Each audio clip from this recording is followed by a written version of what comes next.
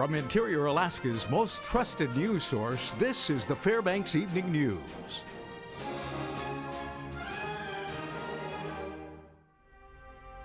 Good evening and thank you for joining us. Our top story, Alaska State Troopers continue to seek Michael Brecht, who was the subject of an hours-long standoff at Justice Store in Fairbanks last September and is considered dangerous. Troopers said Brecht escaped from the custody of his third-party custodian while in a temporary release. Superior Court Judge Douglas Blankenship granted the 12-hour supervised release during a change of plea hearing on Tuesday so that Brecht could take care of state matters, including obtaining a power of attorney arrangement for his children. Brecht's girlfriend, Kaylin Nelson, has been contacted by troopers, but Brecht remains at large. He was last seen in the area of Geist Road. Now, troopers say Brecht is considered very dangerous and that anyone who sees him or knows his whereabouts should call 911 immediately. At this point, because this person has an order to serve a jail sentence, any law enforcement agent can pick him up based on that. And I do know that we are working on or have already obtained a warrant for his arrest for this additional incident. We do believe he is dangerous. He did walk away from a halfway house previously, and he was supposed to go back to jail, and he failed to turn up for that. So we do know he does not want to go back there, which does lead to us believing he is dangerous. Alaska Governor Bill Walker called on Alaskans to pull together and not panic as the state faces multi-billion-dollar budget deficits amid a drop in oil prices. Walker, in his first State of the State address, says the fiscal situation is not a crisis but an opportunity to make impacting changes and challenge traditional ways of operating. He didn't get into many specifics. He has a separate speech devoted to the budget. Walker says he will insulate education from the fiscal situation, quote, to the greatest extent possible, end quote, and continue to invest in education, though not at the rate that was possible at higher oil prices. At a press conference in Juneau this morning, Walker says funding cuts to education are not off the table. There's nothing off the table in the way of budget adjustments. So we're going to be as careful as we can with education, but it's certainly not, nothing is 100% protected from budget adjustments. The North Pole City Council holds work session tonight on a draft ordinance to ban the retail sale of marijuana within city limits. Earlier today, state lawmakers signaled plans to play a role in the statewide legalization process of marijuana. Alaska voters approved the recreational use of pot last November. However, the state has 9 months to develop regulations for marijuana production and sales. Local municipalities such as North Pole may prohibit operation of marijuana cultivation facilities and retail outlets within their boundaries. During a State Affairs Committee hearing in Juneau today, Republican Senator John Coghill of North Pole said some laws will need to be updated to allow for the legal sale and use of marijuana as permitted by the initiative. He added that those regulations must take into account federal laws regarding marijuana. We're kind of between the voters of Alaska and the federal government on this, and so the banking industry has certain restrictions because of guarantees. So we're going to have to think through how the taxation, the security of cash, and the requirements on those businesses. Governor Walker announced today that the State Attorney General's office hired Patricia Collins, the former presiding judge for the Superior Court in Juneau, as a special investigator on the recent issues that surfaced regarding the Alaska National Guard. Judge Collins has been tasked with taking a comprehensive look into the circumstances surrounding allegations of sexual abuse and harassment within the Guard. In a press release issued by the governor's office, Walker called an independent review crucial, adding that he couldn't think of anyone better to perform the task than Collins. She will prepare a written report of her findings to the governor's office, focusing on incidents alleged to have occurred between September of 2010 and November of 2013.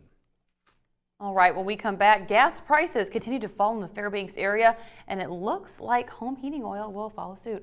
Also, it's time for another Fairbanks Flavors segment. Tonight, a low-calorie chicken and spinach meal. Those stories are next. Stay with us. And welcome back. New developments in the post-conviction relief filing of the Fairbanks Four. This week, Superior Court Judge Paul Lyle ruled to allow evidence presented by the Alaska Innocence Project in court, at least temporarily. Lyle denied the state's motion to dismiss new evidence, including an alleged confession by convicted murderer Bill Holmes, in which he says he and another group of men killed John Hartman in 1997. In his 16-page order, Lyle also said the Innocence Project has proved their case enough to continue to move forward in an evidence discovery. However, Lyle did not rule on whether or not the evidence to be heard would be considered admissible after this phase of hearings. The state's position since the filing has been kind of to appease people. They've said we're willing to do an evidentiary hearing, but their other position is we don't want any of this evidence in it. So I think that it's a step in the right direction for the court, of course, to allow evidence into an evidentiary hearing. Like, we're definitely in this long procedural sea of activities, so there's going to be, it just feels like a continued one step forward, two steps back. But they're really small decisions right now, but this is one that falls in the Innocence Project's favor. So. Another matter in the case is the sealed evidence and whether or not that will be publicly released and admitted in court as well. This comes in the form of a statement by Jason Wallace being held tight under attorney-client privilege. A temporary stay was granted and has now been extended until mid-February to allow the appellate court time to view the appeal filed by Wallace's attorney, Jason Gazewood, earlier this month.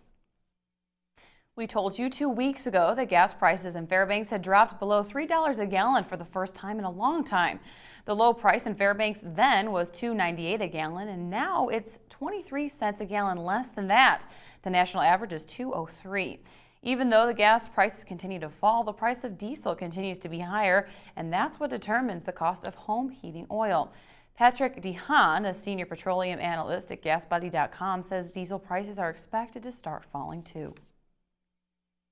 You will start to see more relief. In fact, diesel prices are going to start dropping faster than gasoline prices.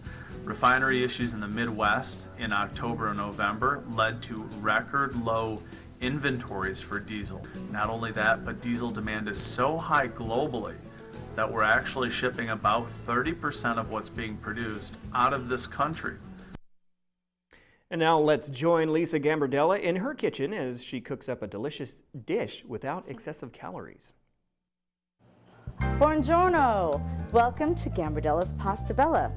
This is Fairbanks Flavor. I'm Lisa Gambardella downtown at my restaurant at Gambardella's Pasta Bella. And today we're going to make something very flavorful, light and lean. We're starting out with a little bit of olive oil in the pan and some garlic.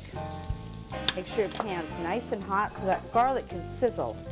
One of the secrets to saute, you want to make sure that you're not actually poaching the items. You want to fry them first and get a nice color on these items first. I'm going to add a tiny bit more olive oil. And when I'm ready to kill the heat on the garlic, when it's cooked enough, I flash a little white wine in there.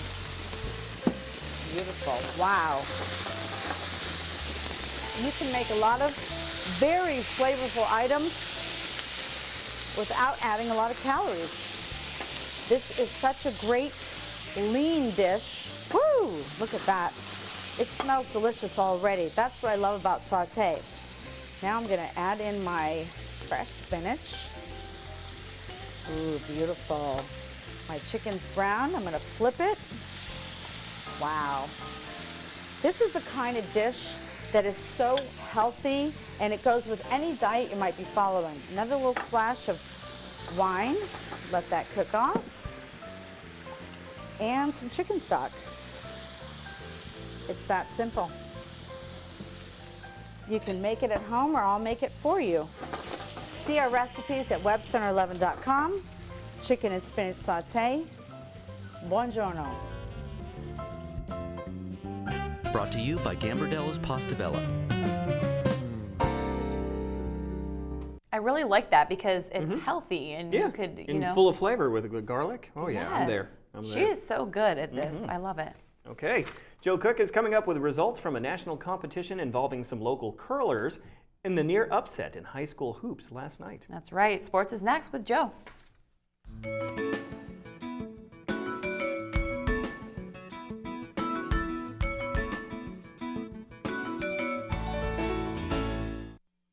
Welcome back, Interior Sports fans. Joe cooking a sports seat for you this evening with your Thursday sports. The Alaska Nanac hockey team will aim to get back in the win column this weekend. They're in Houghton, Michigan to face the number 10 Michigan Tech Huskies. The Nanacs will have a bye week after this weekend before their last full month of hockey in February. Alaska went 0-2 in the first 2 games of the Gov Cup series last weekend. So far, UAF is 6-2 against Michigan teams this year, but they only have 3 road wins this season. Now, last season, both teams won 2 road games over each other. Alaska has proven to be up to the challenge. They've earned points in each series against top 25 teams this season. We went in there last year, had pretty good results, and I'm expecting us to go there and do the same thing. I mean, every trip's a long trip, so it doesn't matter. Our guys are used to that. That's just the way it is. And, they're going to be a fast-paced, offensive, talented team, and, we're going to have to do the same thing, play with pace and work hard, and, our guys will do that. Tonight, the Nanac men's and women's basketball teams will start GNAC homestands. The women's team at 12-5 and 4-3 in the GNAC will host Simon Fraser and the NCAA Division II's leading scorer at 22.9 points per game, Aaron Chambers, tonight, and Western Washington on Saturday. The men's team, they will take on Hutchinson product Kevin Rima and the Northwest Nazarene Crusaders. Rima's coming off a GNAC Player of the Week performance. Then UAF, they will play Central Washington on Saturday. Alaska at 5-10 overall and 2-5 in the GNAC will aim to stop their 3-game skid. More on tonight's games in the Friday Sportscast. Saturday's doubleheader starts at 5:15 in the Patty Center. Some local curlers are representing Fairbanks in the U.S. Junior National Curling Championships in Devils Lake, North Dakota this week. Quinn Evenson of Fairbanks is in the Minnesota 2 rink, which clinched a berth in Friday's playoff with a 7-6 win over Wisconsin 2. Evenson's team is 6-1 and second in the standings. Tina Persinger, also of Fairbanks, is the skip for Team Wisconsin rink, and they are tied for second with a 5-1 record. Team Alaska has 5 Fairbanksans and 1 Anchorage player, and they have Cora Farrell as their skip, and they are 2-4 in the women's division. The tournament winners will go to Estonia in late February for the World Junior Championships. Almost a surprise upset in MAC basketball Wednesday night at Lathrop High School. The Lathrop Malamutes hosting the North Pole Patriots with no Cole Burner, who was out with stitches in his mouth. North Pole took advantage. They led 32-23 at halftime. Simi Skips led the Patriots with 14 points inside after a nice pass from DeAndre Campbell. Lathrop, though, they would steadily chip away, and they would tie the game at 39-all as Jaden Whiteside scored a game-high 16 points for Lathrop. But Shane Hurst, he hits a buzzer beater for North Pole to give them a 41-39 edge going into the fourth. After that, though, the Pats went cold. Curtis White Jr., who had 13 points for Lathrop, made crucial plays in the fourth quarter. The thievery and the bucket to give Lathrop a 47-44 lead late. And the Malamutes, they clawed back for a 51-46 win over North Pole. The Patriots will be in the Dean Cummings tournament this week in Delta, while Lathrop will be in the South Anchorage tourney. I think we're tired from the last tournament. We haven't recovered yet. It's hard to come out and play hard for a conference game. So we put a lot of pressure on ourselves that we didn't need to put on ourselves. North Pole played a great ball. We got guys that need to learn to get over the fear. The fear is our biggest enemy, not the other team. We get nervous. The big win for us because it's a conference win. We had to have that one. It's a big conference win. And the Lathrop girls, they followed the boys' game. They also went up against North Pole. The Malamutes got off to a strong start, utilizing their full court press to force turnovers and generate some close-range shots. Jana Hadukovic scored a game-high 20 points, while Tyra Doe added 17. Lathrop rolls 69-12 over North Pole. Lathrop gets the MAC sweep, and the girls' team has won 4 straight games in 6 of their last 7 outings. North Pole wrestling teams are building a lot of momentum going into next week's MAC championships. The Patriots defeated the Malamutes 46-14 on Wednesday night, winning 5 of the 8 matches. Ray Berry, Dylan Shack, Jake Arnold, and Andrew Gaines were winners for North Pole. Caden Ott picked up a win for Lathrop. Lathrop and West Valley will meet for the last regular season meets this Saturday night. After next week's MAC championships, the state tournament is February 6th and 7th at Bartlett High School. And that's it for sports tonight. Mike Schultz is next with your full weather forecast, and we'll catch you next time. Hey everyone, welcome back into the Fbx Evening News. Mike Schultz with you once again on a Thursday evening, talking about weather. And today a very cloudy, ugly, gray, drizzly, very light snow day across the interior, and we're looking at things to be changing a little bit. In fact, maybe some pretty decent snowfall coming our direction. Also colder temperatures moving in through the weekend. We'll tell you about that in just a little bit. Here's our photograph for tonight. This one's sent in by Colleen Sackinger. Another beautiful Fairbanks sunset, as you can see here. Gorgeous colors and the sun peeking through the clouds there. And as always, if you have a photograph to share, you know where to send it. Photos at ktvf11.com. We'll share it with the rest of the audience. Here's your numbers right now. 3 degrees at the airport after a high of 4. The low last night was 4 below. Record high 37 in 2008. 60 below in 1906. Your sunrise and sunset, not quite 6 hours of daylight. We'll go over that tomorrow. That's a gain of 6 minutes from yesterday. What's all the excitement about? Well, we do have a pretty good system that's moving in from the southeast to the northwest. You can see the clouds just starting to move across the Fairbanks area. Not too far away, we do have some snow shower activity moving our direction. The rains continue to fall across southeast Alaska, and Anchorage getting set for some very heavy snowfall. 7 to 14 inches of snow they're expecting. That'll be helping them out as they get ready to launch the Iditarod. And as you can see here, we're looking at more rain falling across southeast Alaska. You saw the flooding last night. Well, I'm sure it's continuing today because the rains just don't seem to have stopped there, unfortunately. Elsewhere across the state, a few showers around Kodiak. Some snow shower activity out over the southwest, and temperatures starting to cool down. 11 degrees below at Nome, with 8 degrees below at Barrow, and for Yukon at 1 degree above. The lower 48 weather looks like this over the northwest. Again, more rain falling across the Seattle area. Then just mainly partly cloudy to clear skies over the western half. You can see Denver cooling down to 36 degrees. Also cooling down a little bit in Dallas, 42. Some more snow shower activity around the Minneapolis-St. Paul area. More rain falling across the deep south, and not too bad over the northeast. On our satellite and radar, a big blob mess here moving across parts of Texas and then moving into southern sections of the country with more heavy rain and possible flooding expected there. A little bit of snow shower activity moving across the Great Lakes and over the west coast. More frontal systems moving ashore, bringing rain over the northwest all the way down to Portland, Oregon. And the overall outlook for tomorrow is for the heaviest rain once again to be way down to the south, with very heavy rain and thunderstorm activity there. On the jet stream, once again, you can see it meandering across the central portion of the country, dividing it in half. To the north is much cooler and a mix of rain and snow, and a pretty good storm system moving up the east coast over the weekend, and then over the southwest, things looking pretty good there. All right, back to Alaska for tomorrow. Scattered snow showers for Barrow, mostly clear skies for Nome. Flurries and fog are expected for Fort Yukon. Here in the interior, well, it looks like this. 2 to 4 inches of snow for the Fairbanks and Delta regions, 6 to 8 inches in the Healy area. Over southeast Alaska, once again, more rain across the region. Temperatures very warm, 51 degrees at Ketchikan.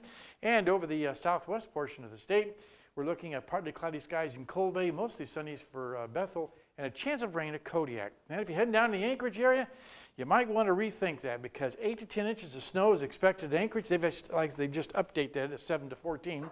2 to 4 inches for Homer, and rain and snow again possible for Valdez, so a real mess going on there. All right, once again, time for our kids' weather, and tonight we have a young lady to ask me a question about the polar vortex. My name is Shannon at Texas Brown Elementary, from 5th grade. I got a question for the weatherman. What is a polar vortex? It's a big storm that hovers around the North Pole sections, and once in a while it dips down to the south, and it just kind of moves around the close to the lower 48 and brings them all their really cold temperatures and everything, and then moves back up as the temperatures start to rise once again. But it's definitely there, and it definitely plays a big factor in the weather overall across the world. Thanks to Mount McKinley Bank for sponsoring our kids' weather. And tomorrow night, we'll have the teacher here with a unique weather fact. Well, it is a Thursday night, which means it's time for our road conditions. Drifting snow, icy patches, and packed snow on the Dalton and Elliott highways. And on the Richardson Highway, low clouds, snow, reduced visibility, and icy patches. And if you're heading on the Parks Highway, poor driving conditions, snow, and icy roads, so keep that in mind.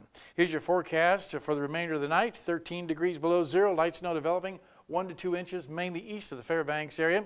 Tomorrow, looking at periods of snow with 3 to 5 inches by late evening, 8 degrees below zero. And the snow will continue on the forecast right on through Saturday and Sunday, with a little more heavier snow expected possibly Saturday night into Sunday. But look at the temperatures starting to drop down. We're getting that cold air coming in. Not quite as cold as we were expecting yesterday, but it's still getting pretty chilly. You can see almost down to 35 below by next Tuesday night into Wednesday. So not quite done with winter yet. Ooh, that hurts. I know, especially that me hurts. because my auto start broke this week. So. You're going to be the auto start. You're going to get up and go and start it. That's absolutely 34 right. below. That's the coldest we've seen yet. Yeah. Yep. Well, you knew it had to happen. Exactly. Going too It's long still without January. it. That's true. Yeah. Thanks, Mike. That'll wrap up this edition of the Fbx Evening News. We are glad you could join us. Tonight on NBC Nightly News, kids without measles vaccine are warned to avoid Disneyland. We'll tell you about it. Well, Brian Williams will tell you about it next. Join us here 6 days a week at 6 and 11 or online anytime at webcenter11.com. From all of us here at the News Center, have a great night. Good night.